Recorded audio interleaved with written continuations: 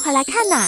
听说宠粉的博主都会为粉丝们做这种可爱的猫咪拼图，看似简单，其实非常的难，但需要仔细把碎片一片一片拼好，最后变成一个完整的漂流瓶。据说只有很少一部分人才能完成。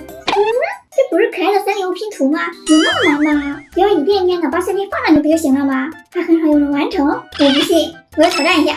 Later， 宝子们，3D漂流瓶拼图买到了，我看这个拼图还挺好看的，就顺便又买了个苦乐米奶茶的拼图。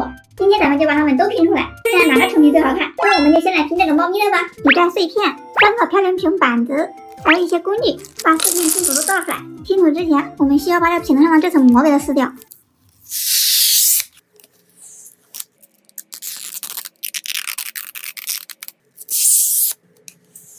这里每一个拼图碎片都要把膜撕掉。哇，这每一片都是可爱的小猫咪耶！全部都撕完了，下面可以拼图了。下面放一个板子，把这个镂空的放上面，然后把这些碎片全部放入瓶子中。那我们就从下面一个一个的放。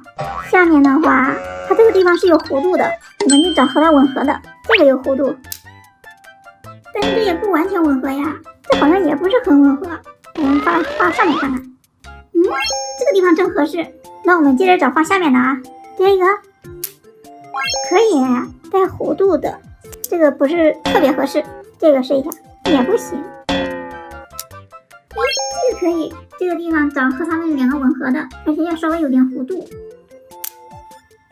这也不行，大哥，本来以为很简单的。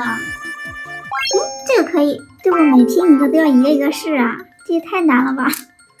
这个真合适呀，再接着往上铺。这个肯定是在这边的，在后面就是各种试，看哪个合适。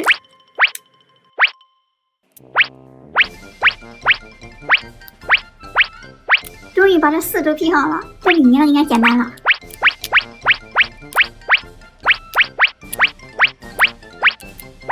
终于把碎片全都放进去了，把这个板子给它放上去，再用透明螺丝给它固定。把盖子放进去，噔噔，猫咪的拼好了。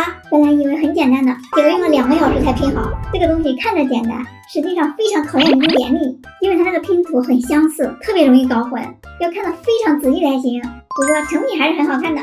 下面再来拼这个奶茶苦乐米的，里面的东西都一样，还是要先把它们上面的膜撕掉。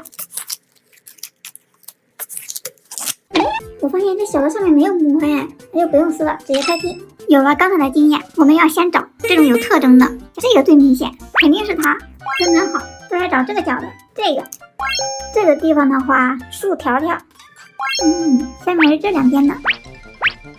这样的话，我们可以先把上半部分拼好，再来拼下面的。有了前面拼猫咪的经验，再加上这个是一幅画，所以稍微的好拼一点。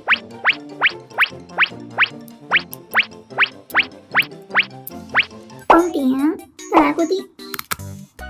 噔噔，苦乐米的也完成了，这个也一样的可爱耶。